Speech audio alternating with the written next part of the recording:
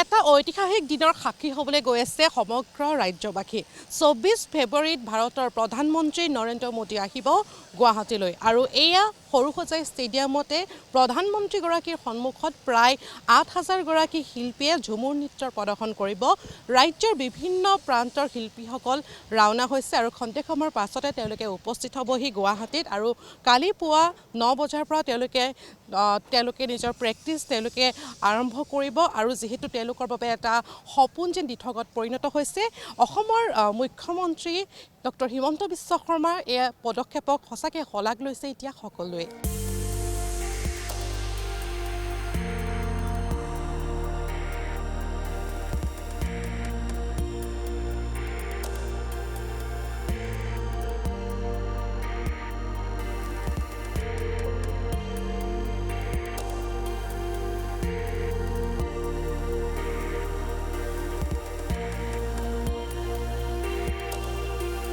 প্ৰথমে বিহু আছিলে, এতিয়া বিহুৰ পিছত ঝুমুৰ।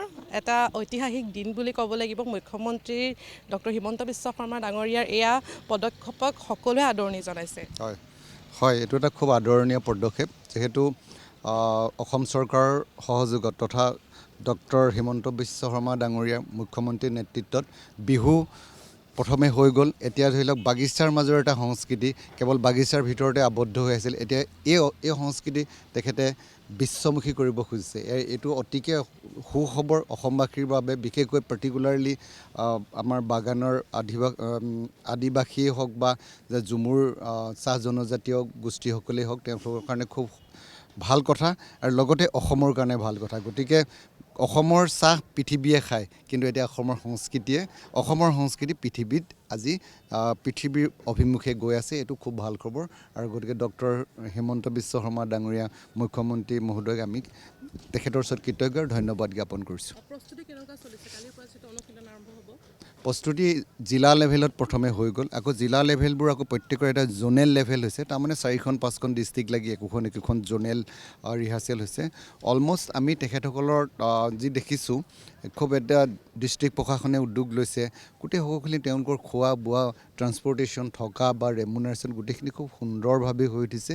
গতিকে মই ভাবোঁ কাইলৈৰ পৰা যিটো অনুষ্ঠান হ'ব, কাইলৈৰ পৰা যি আখৰা ইয়াত হ'ব, এই আখৰা নহয় আৰু ধৰি লওক প্ৰত্যেক দিনৰ এদিন পৰিৱেশন। এতিয়া যিহেতু ইয়াতে আপোনালোকে পৰিৱেশ আমি দেখিলোঁ, তেওঁলোকে কালি ৯ বজাৰ পৰা অনুশীলন আৰম্ভ কৰিব। প্ৰায় কিমান আছে? ৮,০০০ গৰাকী? ৮,০০০ 8,৫০০ মান হ'ব। গোটেই আমি মহিলা হ'ব আমাৰ প্ৰায় ৫,৫০০ মান হ'ব, বাকীখিনি পুৰুষ হ'ব। পুৰুষৰ লগত থাকিব ধামচা থাকিব, ঢুলীয়া থাকিব, আপোনাৰ তাল বাদক থাকিব, বাঁহী বাদক থাকিব আৰু ৰচিকা বুলি এটা আছে। ৰচিকাই যি মানে গীতালি, মানে তেওঁক ধৰি লওক গোটেই নাচটো লিড কৰি গৈ থাকিব। গতিকে কাইলৈ আমাৰ এটা ডাঙৰ চেলেঞ্জ। কাইলৈ যদি আমি প্ৰথম হাফৰ ভিতৰত যদি এওঁলোকক আমি একমডেট কৰিব পাৰোঁ, তেতিয়াহ'লে আমি পিছবেলাটো আমাৰ কাৰণে বোনাছ হ'ব।